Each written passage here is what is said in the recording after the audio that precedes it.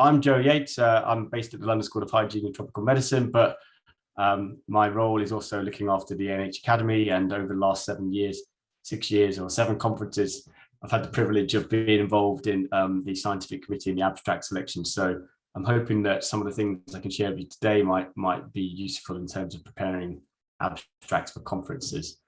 So I'll just hand over just for a second to the speakers to say hello and introduce themselves. So Amos. Thank you, Joe, and good afternoon, good morning, wherever you may be joining from. My name is Amos Na, a tenure track academic at the University of Ghana School of Public Health. I'm also the immediate past president of the African Nutrition Society, where over the past couple of years, we have attempted to support our members through what we refer to as abstract mentoring program. And so we hope to share what we learned from that program and what we have also been learning as academics in this session. Thank you. Over. Thanks, Amos. Lindley? Yeah, hi. Hello, everyone. My name is Lindley Chiwona Carlton, and I work at the Swedish University of Agricultural Sciences, associate professor here. But I'm also a board of trustees for the African Nutrition Society, together with Amos. It's been an absolute pleasure to be entrusted to have such a role when it comes to nutrition, especially within the African context. I'm also very engaged with bilateral capacity building programs, education, postgraduate education with African universities, specifically in Rwanda, Tanzania, and Ethiopia. But a lot of my research focuses on poverty reduction, food and nutrition security, and gender issues. So it's a pleasure to be here. Thank you. Thanks, Lindley. And Bhavani? Hi, everyone. My name is Bhavani Shankar. I am from the University of Sheffield in the UK. I'm an economist. And I've been associated. I'm a part of the IMANA Management Committee. Over the years, I think I've pretty much been on all the IMANA Abstract Screening Committee. And then before that, there was the London Centre for Integration, Agriculture and Health, which goes back to a decade ago. Integrated Research in Agriculture and Health, pardon me. So we used to do those abstracts at that point as well for all those conferences. So I've seen a lot of the abstracts, interdisciplinary abstracts that have come through these programs, but also before that, about a decade back, I was editing a journal called Food Policy for several years, and so I've read a lot of abstracts in my time. So I hope that there are a few useful things that I can take from that experience and perhaps talk to you about today. Thanks. Thanks, everyone. Right, so that's who we are, and now it would be really nice at the beginning of this session to find out who everyone else is. And I think it's been great to see people posting their names and affiliations in the chat box. And please do continue to use the chat box. If you're able to access this link, we'll also have a look at where everyone's based as well. If you can do it, and I'll try and share my screen on the map. So look. Okay, nice spread. We've got people in East Africa, West Africa, North America, someone very far north, almost in the Arctic Circle by the looks of it, and good spread across Europe, South Asia, Southeast Asia. That's great.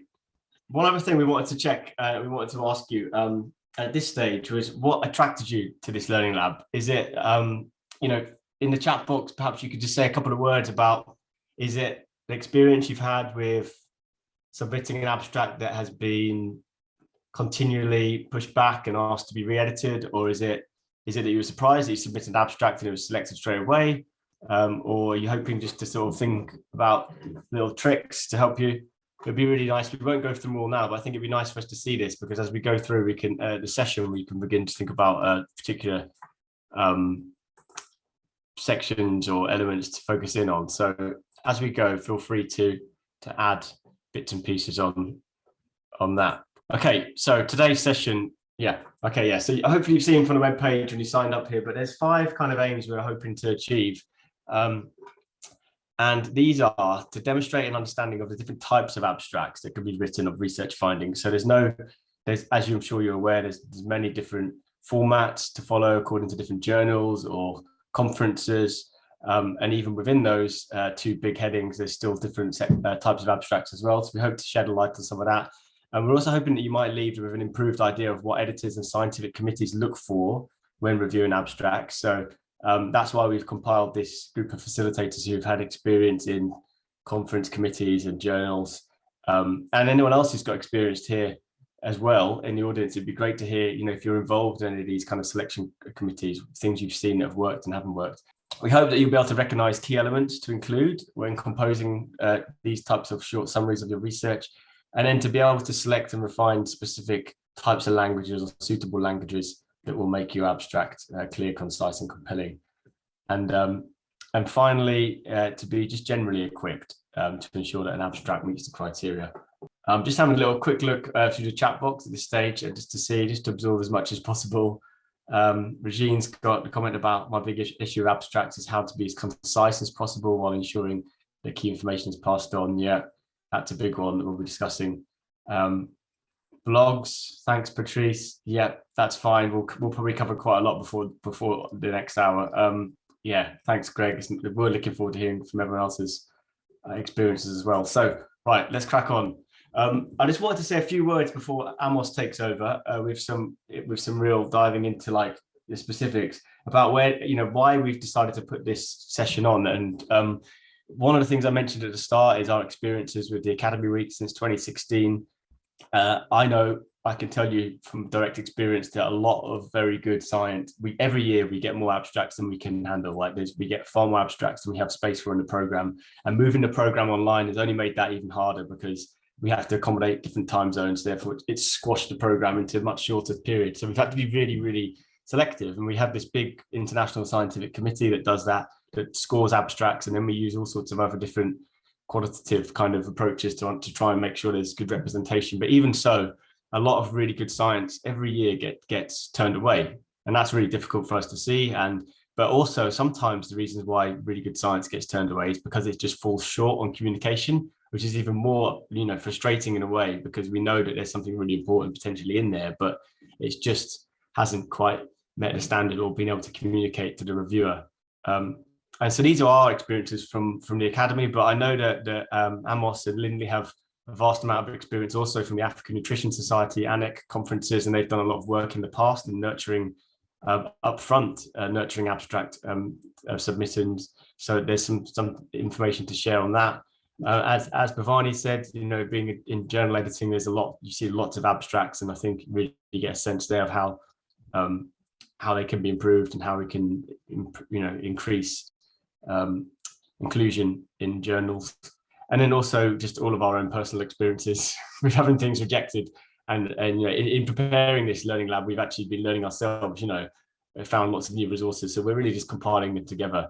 And underlying all this is a kind of a real core ethos of the Academy, which is to address some of the inequities that exist in science and the representation of science, and so that there's a better diversity of evidence and people who are providing that evidence, and to ensure that good research is not let down by small but significant things that can be quite easily remedied. So I hope that will be this will be of use in that respect. So Amos, I think this is over to you now for an overview of what exactly are abstracts and why they're important. Yeah, Joe. Exactly. Yeah. Sorry, Joe and Amos, maybe if you go back to the last slide, and I think just underscoring the motivation, especially the first point that you're addressing inequities and representation in science, and especially for those of us here that are women. And that during the COVID pandemic, it was very clear that while we were able to stay at home and to be able to continue with our work as women scientists, we still had so many other responsibilities that we had to be in charge of, despite the fact that we were all at home, whether it was, men and women being at home who were working within the scientific field. So I think this is also, it's not just about addressing gender inequalities, but also addressing issues that have to do with time poverty when it comes to really having the presence of mind to be able to submit something that is with the certain amount of brevity and clarity that is required for acceptance. Because speaking from my own experience as a woman scientist, if you get your paper turned back once, twice, 3 times, you kind of give up because you have so many other competing needs. So these are also some of the issues that we really would like to support you all in, and particularly from a gender equality perspective when it comes to science. Thank you. Thank you. Over to Joe. Thank you. Thank you. Yeah, thanks, Linley and Joe. And, you know, by presenting the rationale for the session, to some extent, Joe and Linley have also addressed why we write abstracts. And so moving forward, what we want to do is to talk to you about what abstracts are, which of course we know you know what abstracts are, and then we'll reiterate the importance of writing abstract. We can move to the next slide. Usually abstracts are said to be a self-contained summary of a whole. And so the summary here is the abstract itself, and then the whole could be either a thesis, a dissertation, an article, you know, a report. And so it is a summary of the whole, and that summary is supposed to be self-contained. You do not need to have access to the whole or the main document to make meaning of that abstract. And so it's said to be a self-contained summary of a whole. Usually, and I would stress usually here, it is usually written with our citations or references. That doesn't mean you can't have abstracts with citations. It depends on the guidelines that are presented to you. A good abstract is usually said to be succinct, but at the same time comprehensive. So it has to be succinct but comprehensive at the same time. And as to the importance of writing abstract, we can refer to David Lindsay's work. He wrote a book titled Scientific Writing is Equal to Writing or Thinking in Words. And he noted, why do we write? The reasons why we write are exactly the reasons why we write abstract as well. And so, as is often said, if it is not written, it is considered not done. If it is written and it's not read, and it is the same time considered not done. And if it is written, it is read and not understood, the same thing is still not done. And so, as Linley and Joe have indicated, we write abstract because we want people to read them and then get the message that we want to articulate. You can take an abstract, or you can compare an abstract to a movie trailer. So you watch the trailer and you are excited, I want to watch the entire movie.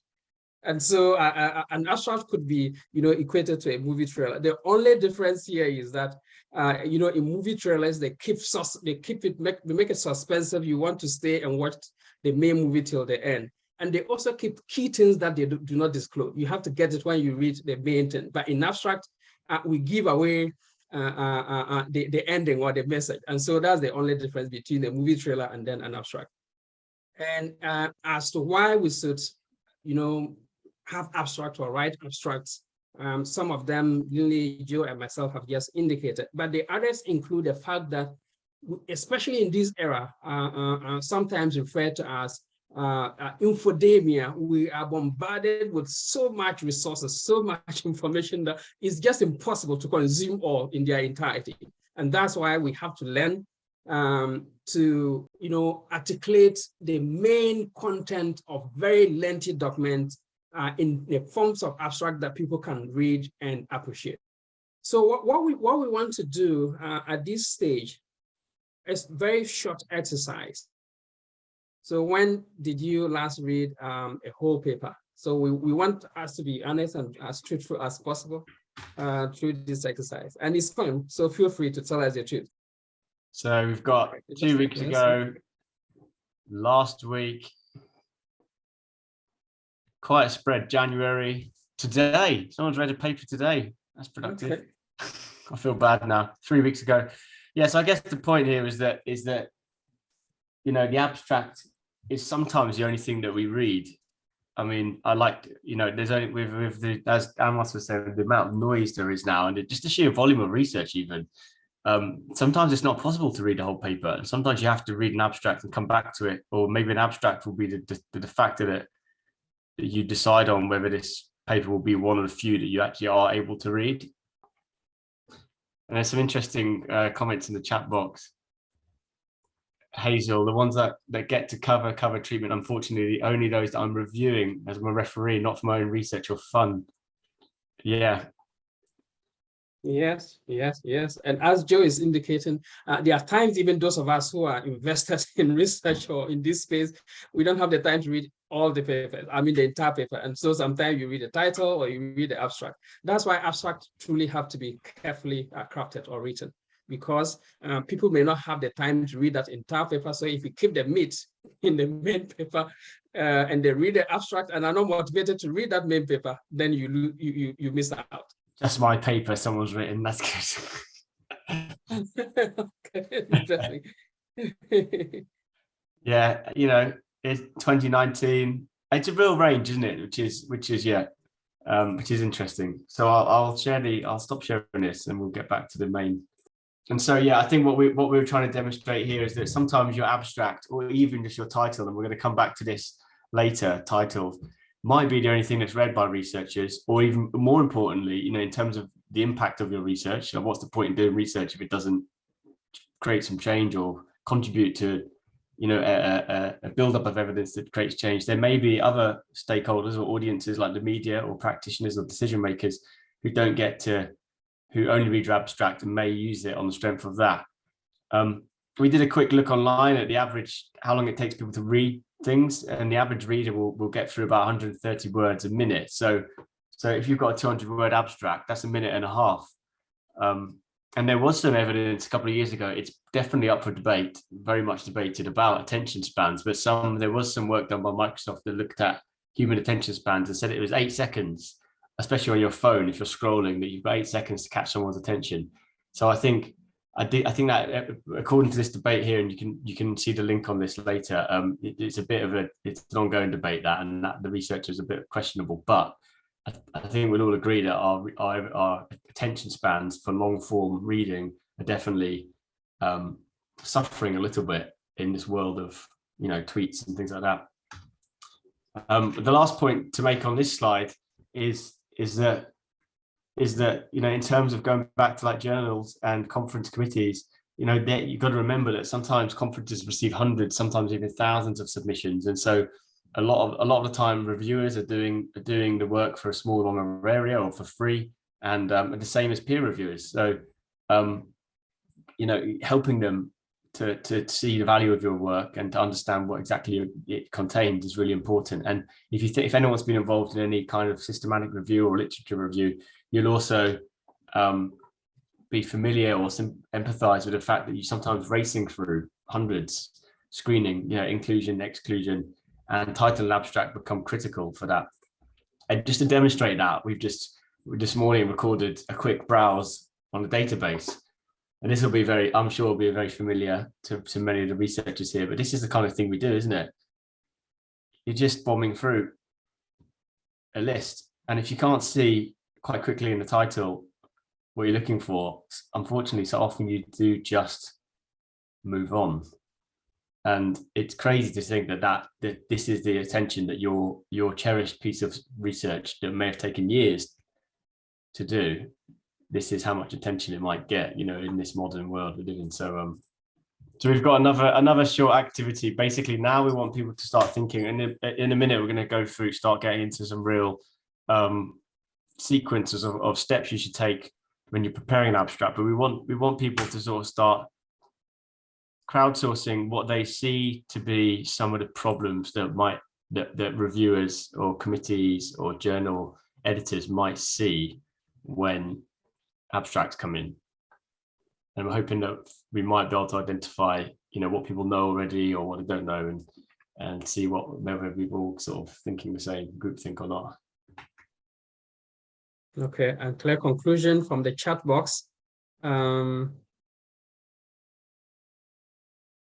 Yeah, sometimes unable to capture all key findings in the abstracts. It's something someone has posted as a common problem. And clear conclusion. So conclusion in your abstract should relate to the findings that you have in your abstract, not findings that you have in your main text. So conclusion in the abstract should link to the findings that you presented in your abstract. So unclear conclusion, I think that is true.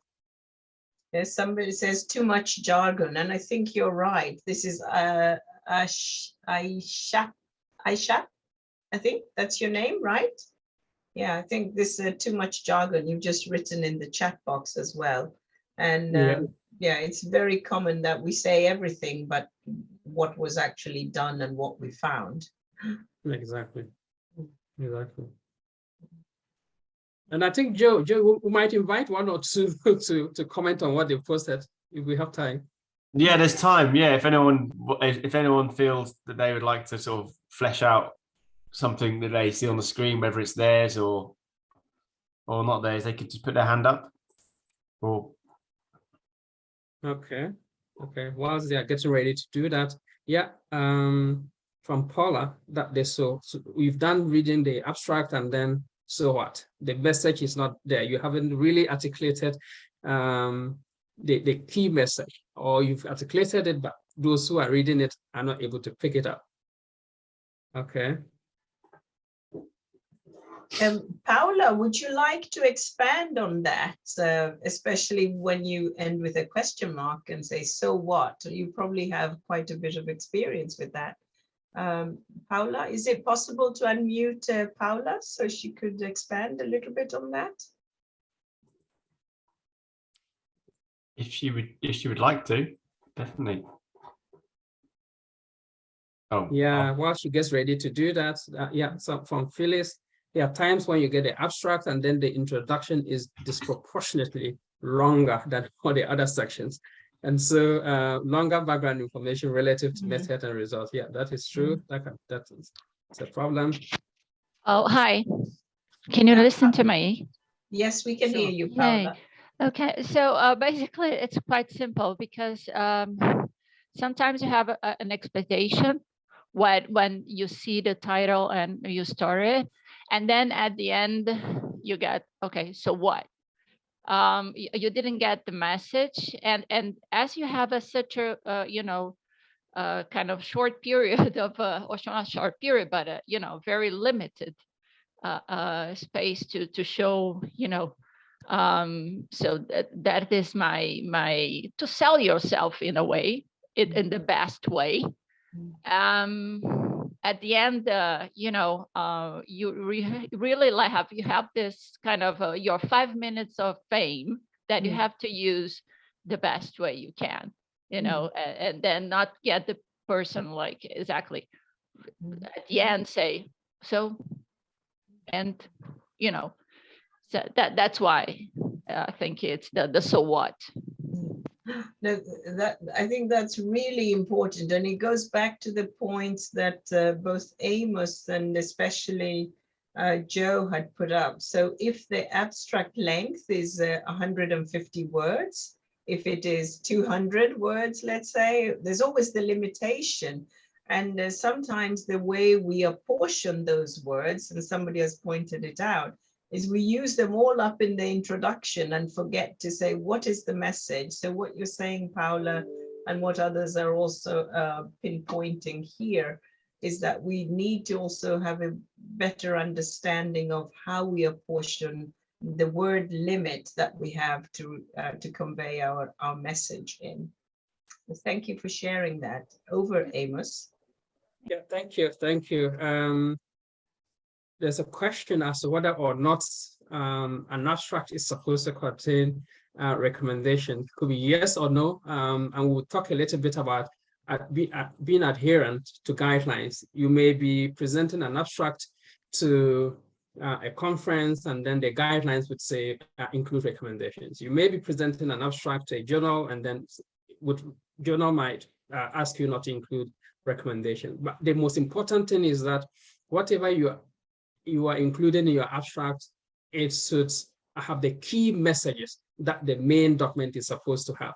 And so ensure that the core message, the key message, the relevant insights that the main work contains, you are able to summarize that in the abstract, whether or not it has a recommendation. What do I need to know and learn from abstract? Yeah, that's sort of just said. So as we indicated, it's supposed to be a self-contained part or a summary of a whole. So if your whole is your PhD dissertation or thesis, your abstract should summarize the key insights that you have presented in your thesis. So yeah, what do I need to know and then to learn from an abstract? I think we can go ahead now to Linley or Bhavani, I think. This is Linley now to talk us through some specifics. So we're going to move beyond the kind of big picture and now drill down a little bit into some practical steps. And first thing is to sort of distinguish between the different types of abstracts, and there's different ways to, I guess, categorize types of abstracts that you might need to prepare. Yeah. So yeah, thank you. Thank you very much, Joe, and thank you, Amos. And please, Amos, Bhavani, do jump in here. So part of my experience with abstracts, apart from the African Nutrition Society, is that I've also been an associate editor for an interdisciplinary journal, amongst others, and then also a food science journal. But I lean a lot towards this interdisciplinary journal, which I was an associate editor, and I would get all papers that had anything to do with food, nutrition, or health, or had interdisciplinary methods, approaches in them. And it was always interesting to see how people had followed or not followed their instructions. And one of the key things with the abstracts, of course, was what exactly is this type of abstract? And they're basically two major types of written abstracts that we need to bear in mind. The first one, which is much more common and often given when we're submitting to, I would say, natural science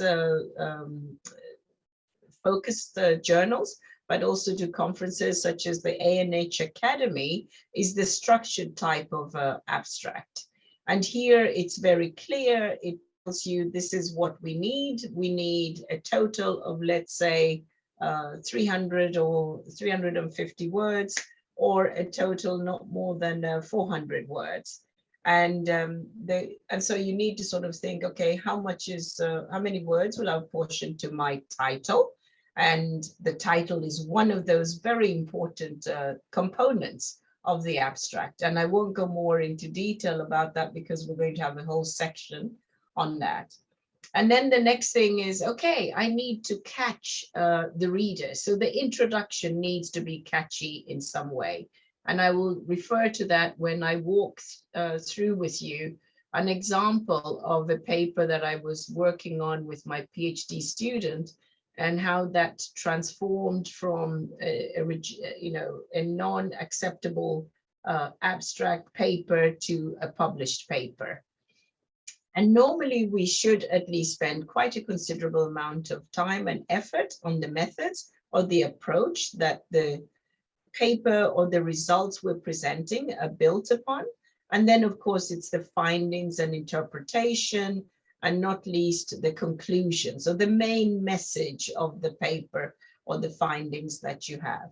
And this is very structural. You could say it's in another way, it's like the IMRAD, where you start with the introduction, the method section, and then the findings and the analysis, discussion, etc. More like a mini format of your paper.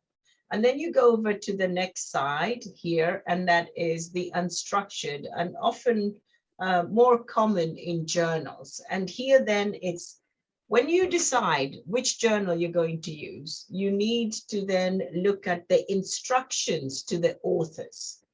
And you being the author, it will tell you very clearly, this is how we want the abstract to look like. And that abstract should not deviate in any way, because that will be cause for that paper or submission being rejected. And here we have an example from a food policy journal. And by the way, I just wanted to point out, having worked with being as an associate editor for the journal Ambio, many of the papers were already rejected at the editorial level. And that is the main editor who looks at it and says, this is not high quality. The impact factor, this is another important aspect. The impact factor of this journal is 5 point something or 6 or 7. The higher up it is, the more it becomes very, very important for you to make sure that your abstract is as clear as possible to entice the editor to send it over to the associate editors, because they're different levels when you submit. So you have the editor, the overall editor of the journal, and then the associate editors. And all the decisions are just being made at the title level and the abstract level as to whether it should proceed to the next level. And the food policy journal within this subject area is one of those that is really, I would say, a high-ranking, high impact factor journal. So there, it should be a concise and factual abstract, 100 and 250 words. And, it is presented separately from the article, and it should be stand-alone, as in I'm able to read it, understand what the gap or what was that you were trying to address, what are the results, and what are the major conclusions of that paper. And if you don't have that, it's really difficult for such a paper to get accepted. So here there are pros and cons, as there were also on the other side where it is structured. So you have the freedom to describe your research in any way, but the cons, or the short side of it, is that there's an illusion of flexibility, when in essence there is even more need. The less words you have, the more you're required to be as concise as possible. And the less words you use, the more difficult it is to do it. But it's not impossible. Please, Joe and Amos, if you have anything to add, or Bhavani, please go ahead. And so we just wanted to share with you on other types of abstracts, because an abstract is supposed to or intended to serve a certain purpose. And in this day and age where attention span is getting shorter and shorter, you saw how Joe was able to present how we as individuals do our scrolling when we're looking for literature. He used YouTube and we were all, oh, this actually worked. I think you did that in less than a minute and we were able to see exactly what you were saying. So even with abstracts, there are those that can be quite graphical in style. And then you have sometimes a special call for papers, or where there is a special issue on a very specific topic. And we're all very aware that during COVID-19, there were so many different types of publications and reports, etc., that were coming out as a result of our experience with COVID-19. So sometimes you're invited or you're asked to submit by the journal or by a book editor or by a specific newspaper even. Let's not forget popular science. As scientists, we're terrible at communicating with non-scientists, and we need to be able to do that.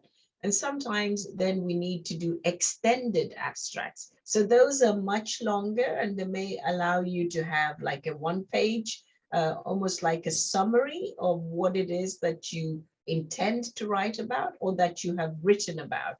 And this is also very common when you want to do a review article, that you have an extended abstract. And then, of course, you have audio. Now, when we are having this short attention span, how can we make this more innovative and reach that elusive group? And I would say the younger people who are very adept at using telephones and mobile technologies, and they want to do things very quickly. They're interested, but you have to capture them with their interest, and not to forget, the impaired, hearing impaired or visually impaired target groups that we also need to reach in some way. So we need to start thinking about how we can do this and what type of abstract would be suitable for the kind of target group or audience that I would like to reach with this message. And then let's not forget the even younger generations. For us in the food and nutrition field, and Amos, maybe you might wish to comment because you have this meals and NCDs program. As I look at issues of non-communicable diseases and the impact they're having on all groups of societies, including animals, by the way, even our pets are suffering from non-communicable diseases. So what other ways could we maybe communicate these types of findings, results, policy, discussion types of information in an abstract form using, let's say, short animation or film? And I think this is really an exciting field, and information communication technologies, digitalization, as we become more informed and more knowledgeable about how we can use these, we should really learn, especially within our field of studies, how to use these various forms of abstracts, and not just the traditional way of writing an abstract. Next, please, Joe. But yes. Amos, you want to add? You are right, Linley. So for us to be able to do what Linley is asking us to do, I think it's important, in addition to appreciating that with respect to structure or organization, you can have your abstract either structured or unstructured. It's also important for us to be aware of how abstracts can be written or organized or categorized with respect to the actual content that that abstract is supposed to have. And so we can have an abstract that is informative, which is very popular and common. Some relates to what we have talked to you about thus far. And so such abstract would extract everything relevant from the paper or from the work or from the thesis, compared to an indicative or descriptive abstract. That abstract rather describes the content of the paper and provides promises as to what is contained in the actual paper. And so these are different forms of abstract based on their content. So if we take the informative abstract, which most of us are familiar with, you would have a motivation. What is motivating you to write that abstract, or what motivated you to do that research from which the abstract has metamorphosed? The problem, what problem is the abstract or paper or research attempting to solve or has solved? The solution, what was done to solve the problem? Of course, you present your results, and then sometimes implications of the findings that you have included in that abstract. And so with respect to content, your abstract can either be informative or it can be indicative. We can move to the next slide. Okay, so what you have here is an abstract, actually. Arguably the shortest abstract ever written on Earth, and published in the Bulletin of the Seismological Society of America. You can see the title. We'll be talking about different kinds of titles soon, and so you would get to know, if you are already not familiar with those titles. This is one kind of titles that can be used in a paper or in an abstract. Is the sequence of earthquakes in Southern California with aftershocks removed for zoning. So that is the title of the abstract. The authors are presented, and you see the abstract there, a single word, three-letter word, yes, to the question. So different kinds of abstract. You may see this and is this really an abstract? But it is. So we have different kinds of abstract. We can move to the next slide. Yeah, so I'm just going to jump back in now. I hope you're not all getting too discombobulated by us, all our facilitators jumping in and out, but this is the way we just planned the session to be quite fluid. There's a couple of points that leading out of this now in terms of, Linley mentioned it, and I think we just wanted to have a segue here before we go into another specific area of like looking at a particular abstract that went through its genesis before being accepted. But there's a few points that we wanted to just really return to.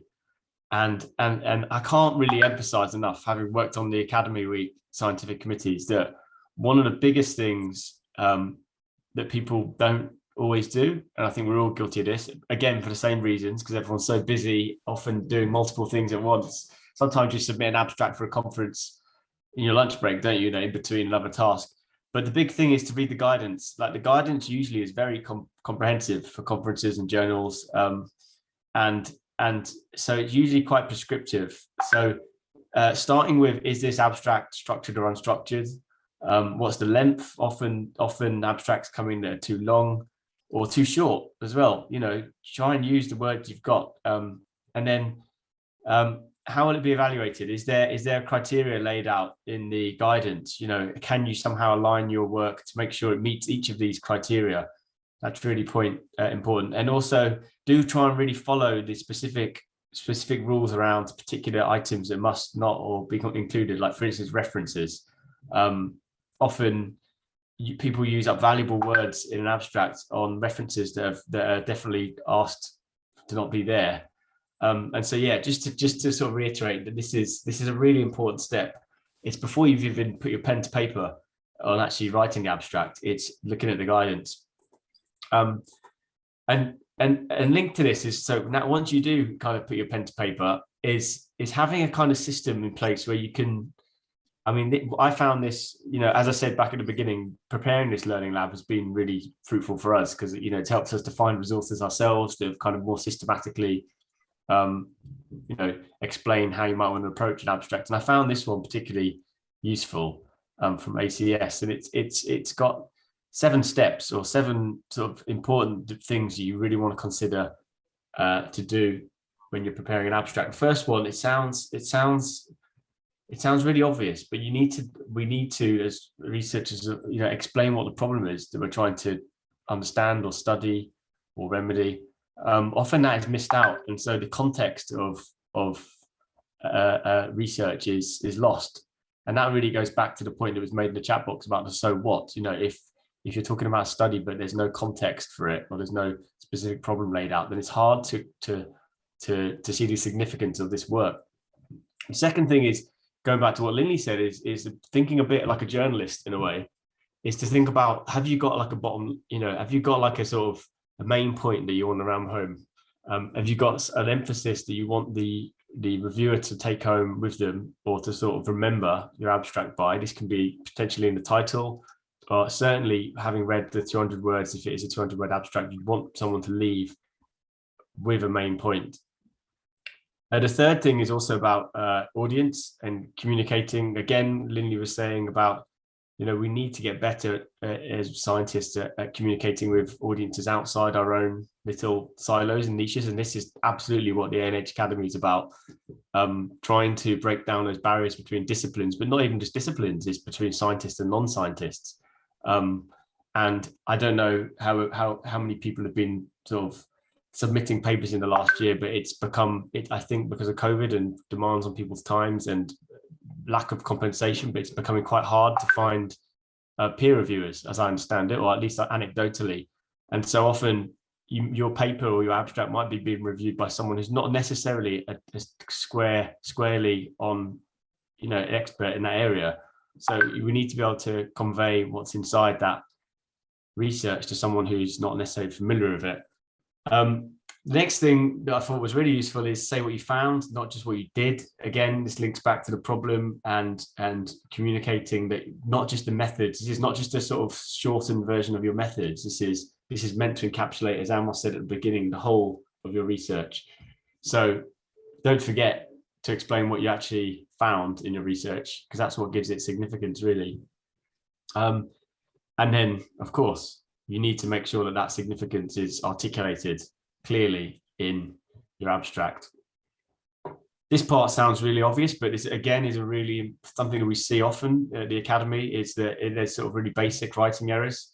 And we've put it in safeguards because we're really mindful that English is not the first language to many people. And I'm going to show you about that in a minute, the types of flagging we have. But even so, I think often it's not. Often it's a case of it's just sort of extra words or words that are merged together or things like that. So it's simple things that can make it difficult for someone to read if they're reading a lot. And then finally, we'll talk about this later as well, but keywords are really important because, you know, when I showed you that video earlier of scrolling through the database, you know, if people want to refine their search, then they can refine it by keywords, and you want to make sure that you have selected keywords that are going to pick up as many results, relevant results as possible, you know, or appearing results when people are screening. So I'm going to hand back over to Linley now, who's going to talk a bit about from the perspective of a reviewer, and she's got a really interesting example of a specific abstract to take us through. And we have got a breakout work at the end, so we're just mindful of the time. We'll probably speed up a little bit, so we want to save at least 15 minutes for that. Over to you, Linley. Okay, yeah, no, thank you very much, Joe. I forgot to unmute myself. I think there's so many things one could touch upon, and as we're saying that you know, this is just a basic a session that we're having, and one could go more in depth, but it's more to just give you some pointers. So, you know, the abstract really provides a statement of what the paper will ask or what the paper has asked, explore, rather than what it found. Although I think it is also important to also share the findings. Having worked with reading quite a lot of papers, and then I say, so what's this paper really about? If by the end of the last sentence I didn't find out what the paper was really about, then I would definitely say we reject without further review. And which is sad, because I know it takes a lot of time for a paper to be submitted. So the green what you call it, checklist there is that individuals oversleep because they go to bed too late, forget to set their alarms, and keep their rooms, you know, dark, which is interesting. I don't know if you would like to comment more on that, Joe, because these examples you have found at a very interesting writing center that we strongly recommend that you can also read on. Would you like to comment a little bit more on that? I think yeah, it was just really just a couple of examples to illustrate some of those points that came before. This top one in particular speaks to, you know, that point I was making about an abstract not just being a shortened version of your methods section. Yeah. You know, you really want it to also include your findings, or at least a key finding. And Bhavani's made an interesting, you know, an important point, emphasis of this in the chat box. Yeah. Good. And Bhavani, you will take up a little bit more of these from a social science perspective, which I think is very interesting, as it differs quite significantly from journals or focus areas that are much more to do with the hard sciences or the natural sciences.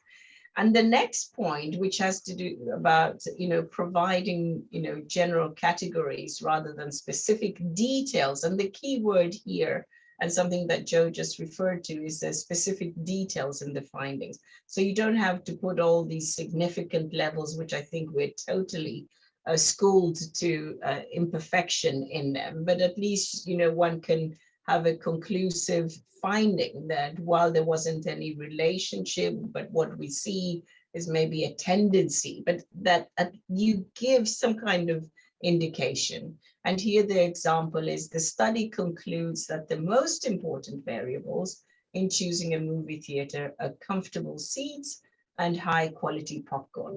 So all the stats would come much more in detail in your findings section of your paper, but at least it gives the reader an indication of, okay, so people choose a movie theater based on the comfortness of the seats or the high quality popcorn. And I'll probably be one of those that would choose a movie theater on the basis of how comfortable the seat is. Next slide, Joe, please. Yeah. Thank you. So here we have an example of some of the criteria, very important criteria that the reviewer would be looking for. So now we're looking at the editor has seen that this paper is in sync or in line with our journal priorities, and then the associate editor thinks it's of good enough quality, and we're moving it on, let's say, to the next level of a reviewer, and we're hopefully going to get an acceptance, aren't we? And so the key thing one would really focus on is the relevance. As I said, the editor screens, is this really relevant for our journal? Yes, it is. Yeah, so keep again focused on what are the notes to the authors, and what is the focus of the journal that you're submitting this paper to, or what is the focus of the ANH Academy. And somebody put in the chat here, and I thought it was really good, that I submitted an abstract to the ANH Academy this year, and it was rejected. And that's because I didn't really understand the theme. I hope I captured that correctly.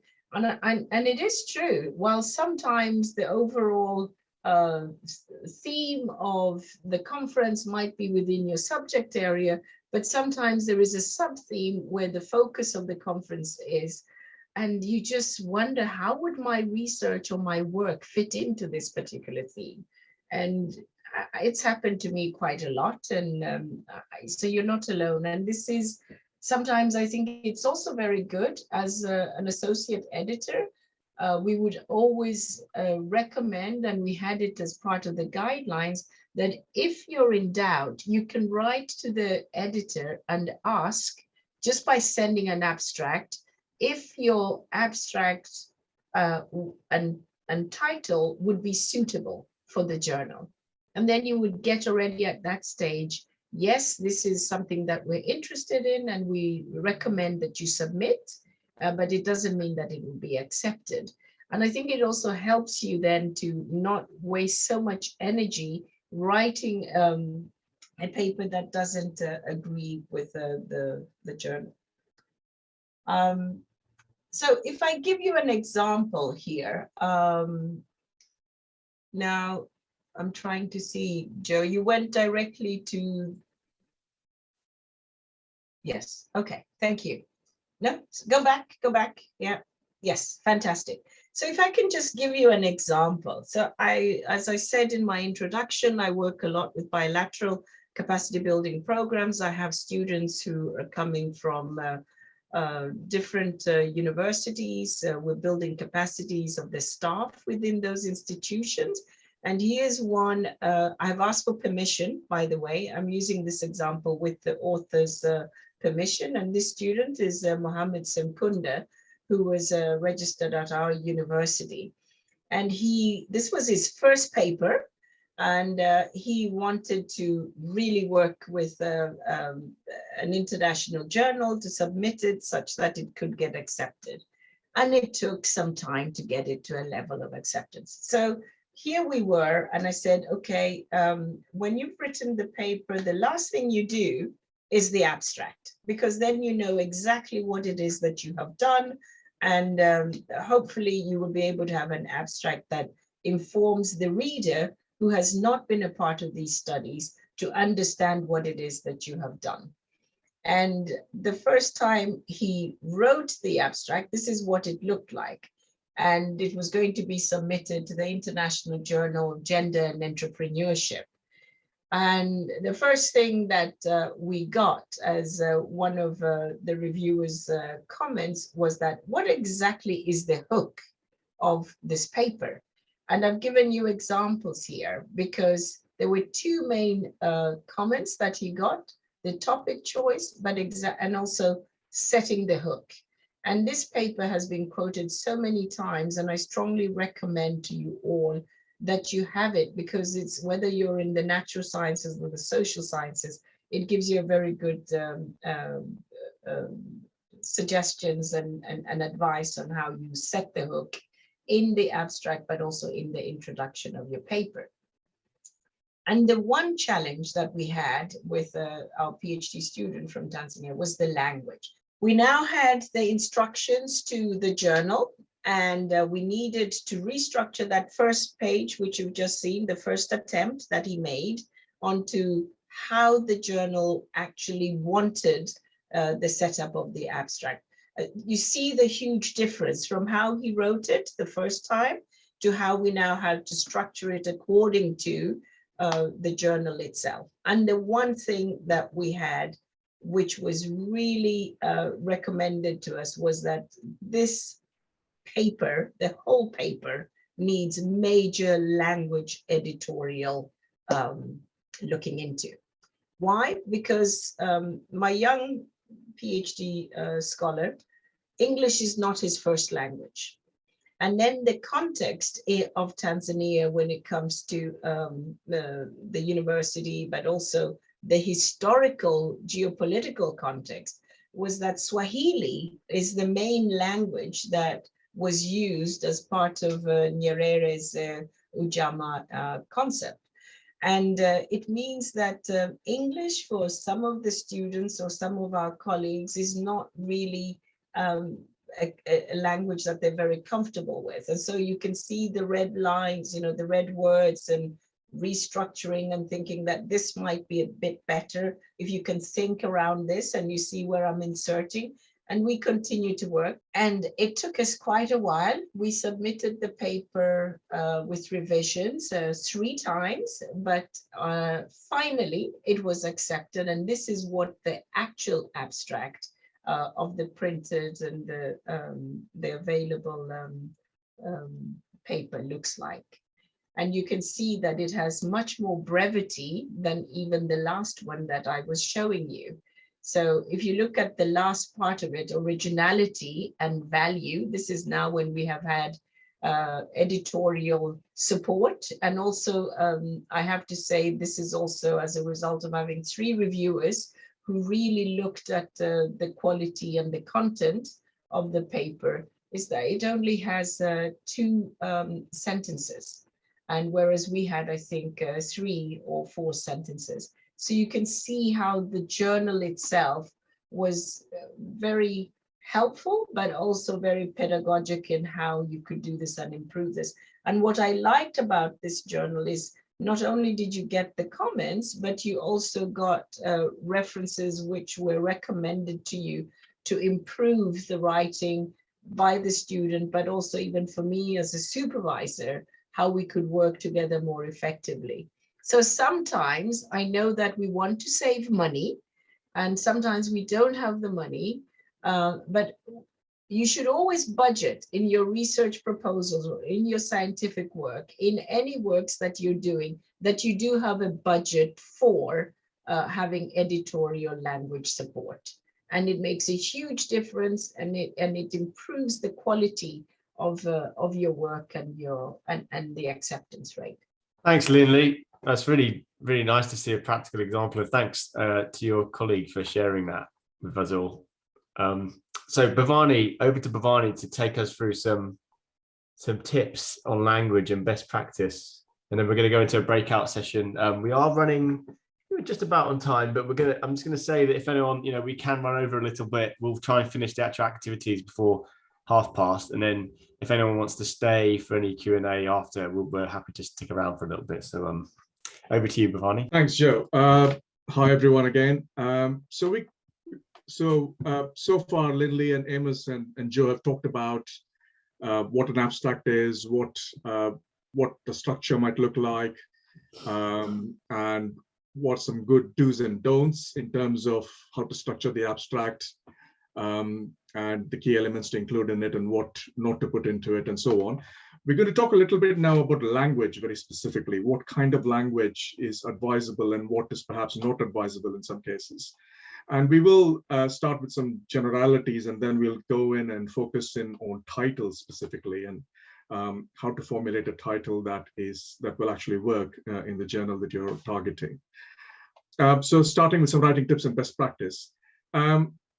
First of all, it's an abstract. It's maybe 200 words, maybe 300. You don't have the luxury of having lots and lots of words. So really cut out unnecessary words. And it's amazing. And as you will see in this example, superfluous words are very many in what we do. And I find that those of you who use Twitter will be quite familiar with the way of formulating a tweet, where you want to express this idea. Maybe you're sending out your latest paper and trying to describe it. You find you have 150 characters or whatever it is.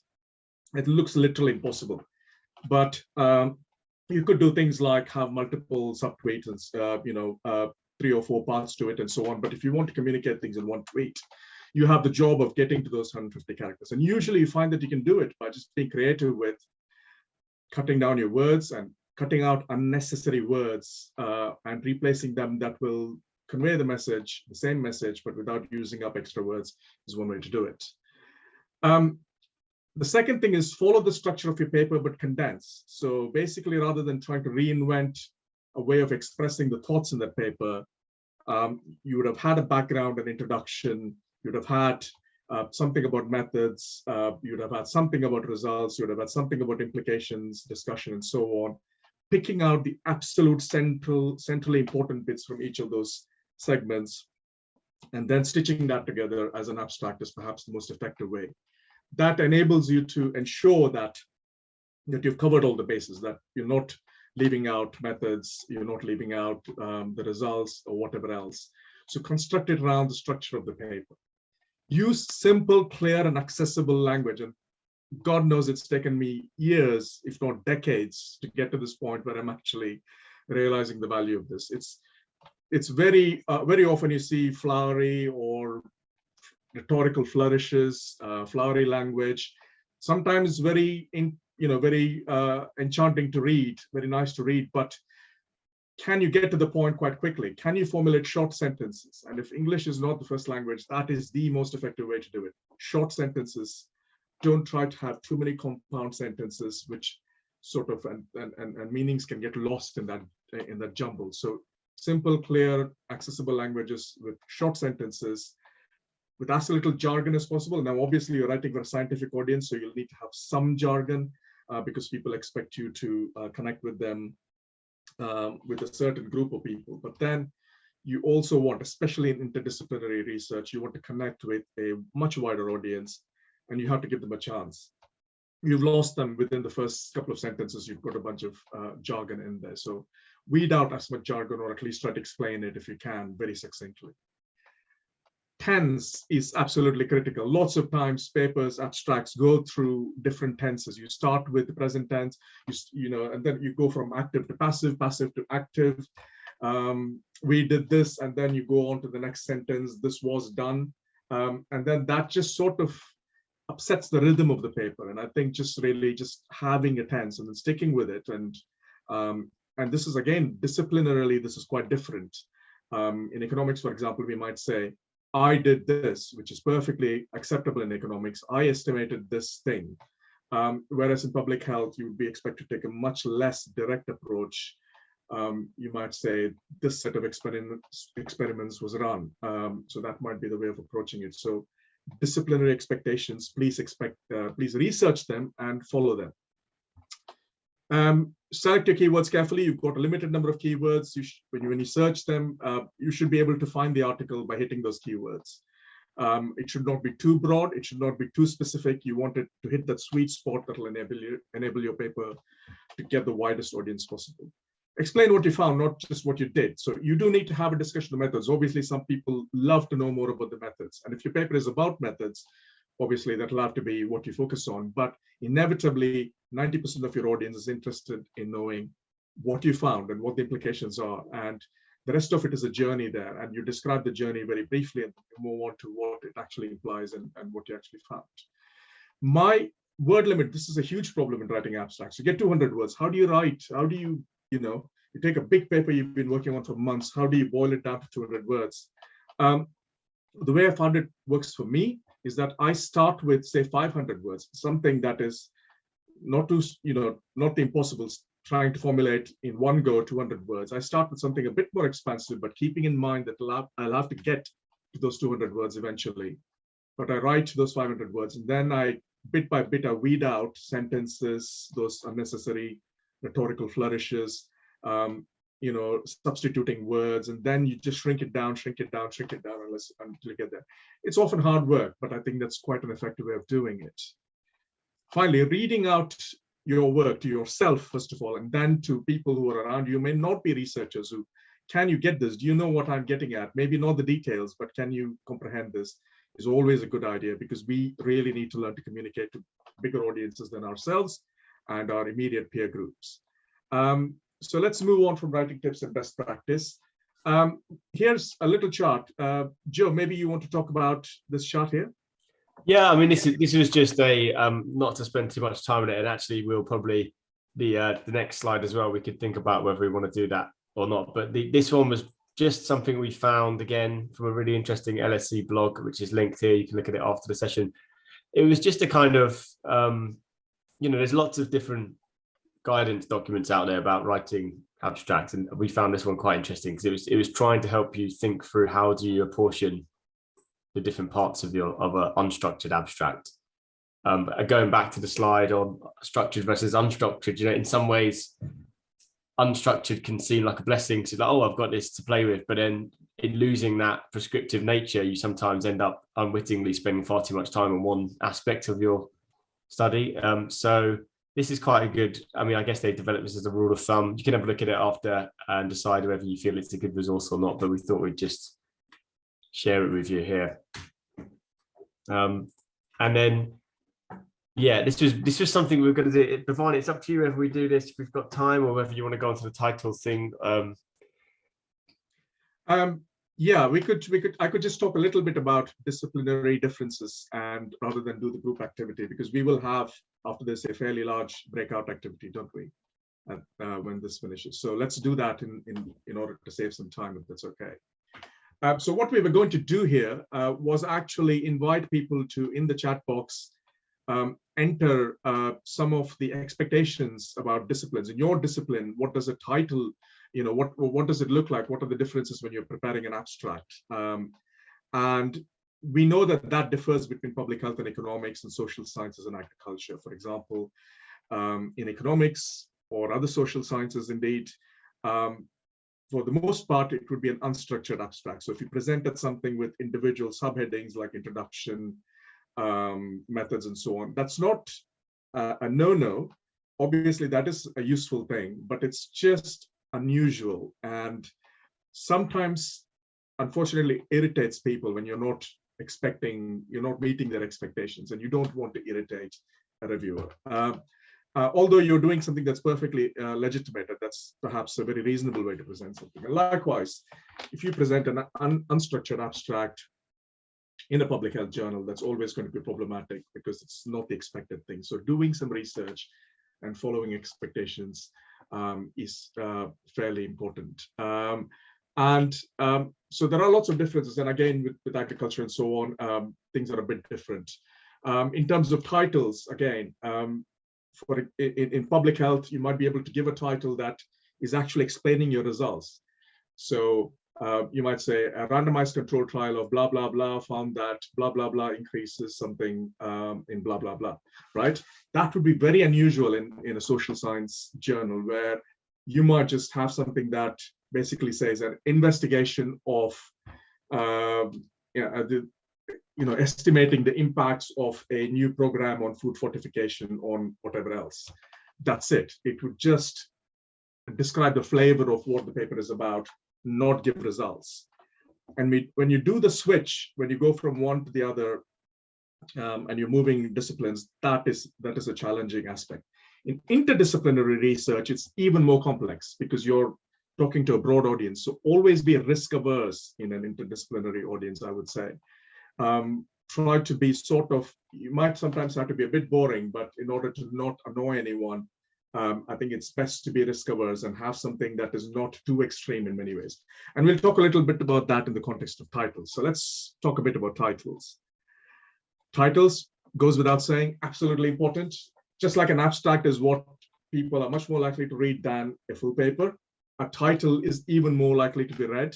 And that is the stepping stone to people actually reading an abstract.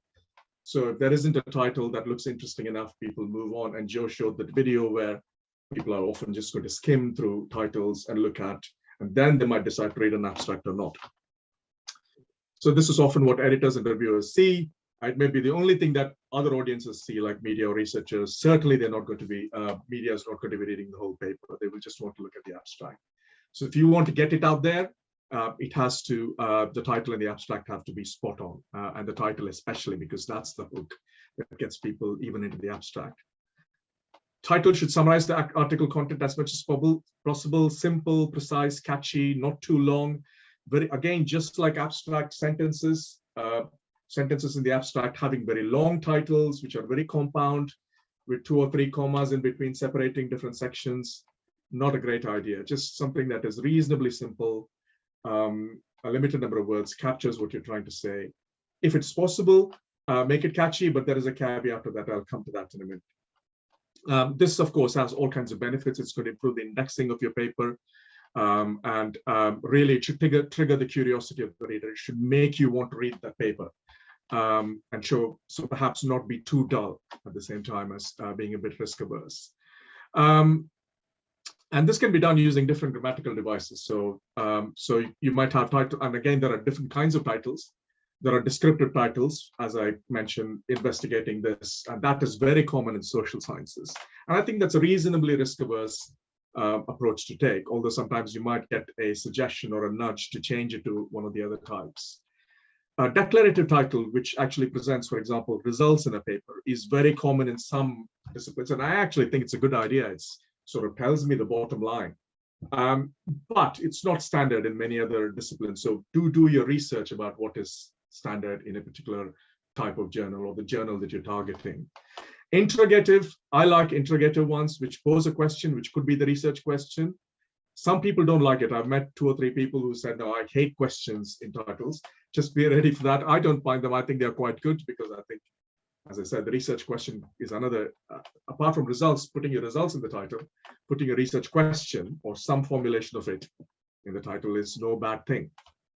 And compound titles, which actually combine the two, is actually quite a nice sort of device where you've got a little bit of a question and you've got a little bit of an explanation, and you can use the 2 of them together quite effectively, like in this example.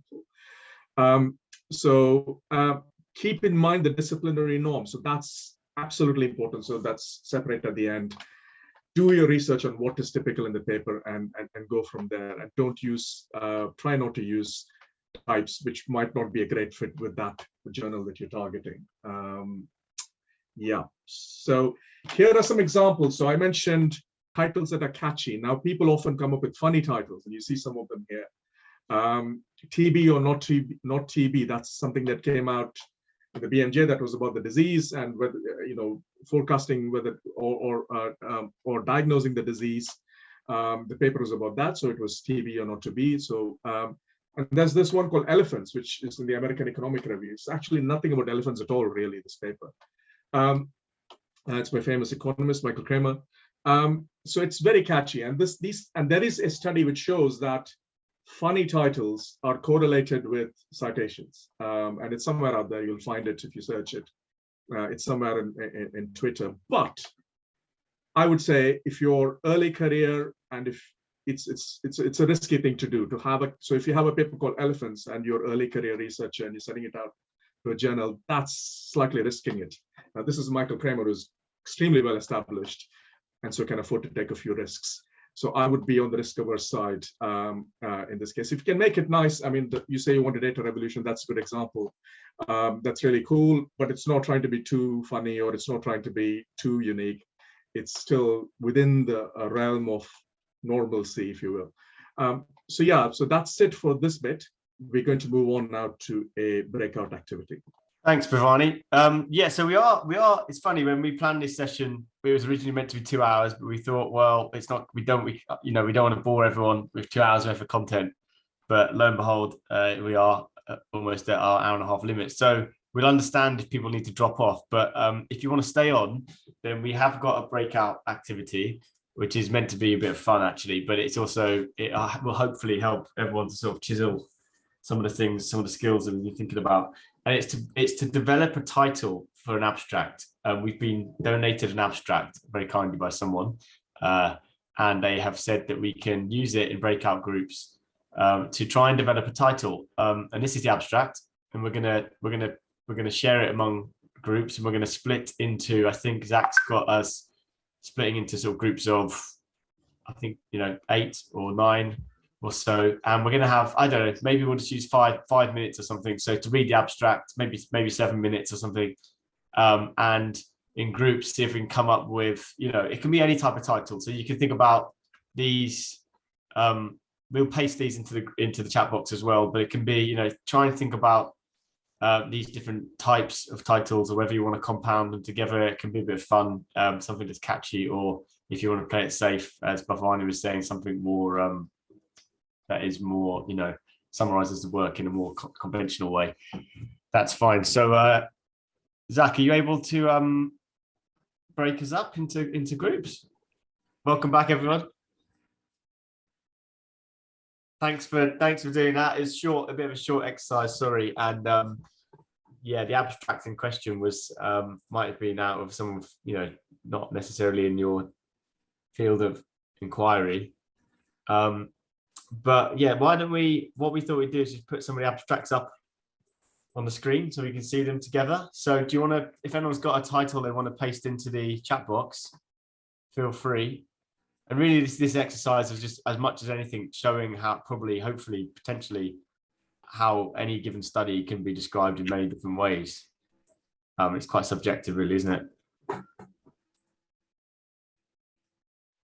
So I've got one to put in, and if anyone wants to paste in the others. Right. So does anyone want to have a little look through these? Bhavani, do you want to have a little peruse? I love the question, the one with the question mark, because then I'm like, oh, I really want to find out what are the determinants, so it's quite exciting to have a title that poses a question, because then you're expecting to have some answers in that, and which is really good. And it's nice and short also. I like the fact that it's very short, it's succinct. And then I like number 8 as well, because it is an Amos, you can explain, it's like a compounded title. So it has land to nutrition pathways, and then colon, evidence, so it says there's evidence from Orissa, India. Mm-hmm. And similarly with number 9 as well, it's one of those compounded titles, and also number 4 is also one of those, and the first one as well. Yeah, it appears to be these are all great titles, right? Look at 7 also, performance of nutrition sensitive agricultural interventions on maternal dietary options. Yeah, it just shows what can be done in a short amount of time, really. If you're thinking, if you're crafting things with a certain frame of mind. I actually did a little bit of a cheat and stuck in this one, which is actually in the abstract itself.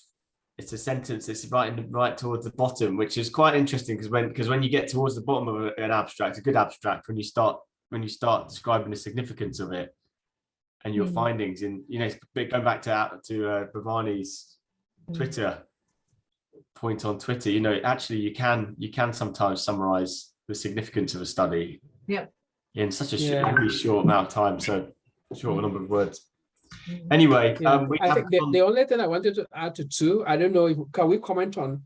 So, of course, this is great, right? The title is great, but so as to avoid that phrase, which in turn negatively affects. So I think we might have an increase in land size possibly affects women's decision making and maternal BMI, so that we don't have which in turn coming in the title.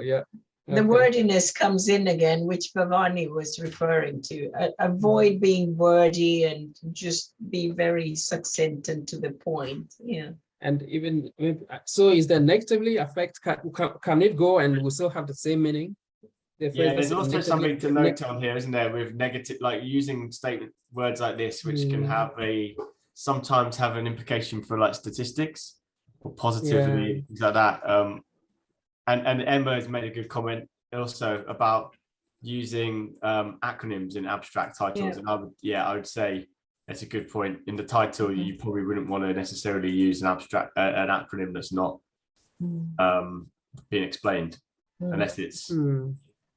Yeah, but yes, 2 is a great title. But so another way to put it would be to remove the positively and negatively and still have it. So increase in land size affects decision making and BMI. Or you could say something like improves. So something sort of captures it, makes it a little less technical. Yeah. Okay, good. Right. Well, I don't want to, I'm mindful that people have given up their afternoon to come and attend this session, and we've pretty much covered everything now. And so that all that really leaves me to say a big thank you to the facilitators, Bhavani, Lindley, Amos, and for everyone for coming. This was really great. As you indicated, of course, we shared, but we also received. And thanks to all who have made time to be here. We look forward to engaging you. If need be, you have our contacts. We are happy to continue the conversation after here. So thank you. There's actually, sorry, I've just seen someone's got a hand up, Steph, and I meant to say, yeah, if anyone's got any general questions as well, they want to have, discuss now, we can stick around for a few minutes. Yeah, we just had one question from Doris Anami, who was asking, saying that in sciences there's an emphasis on quantitative findings such as p-values, odd ratios, etc. But she learned that a good abstract summarizes the findings so that they can reach a wider audience. So how should that be?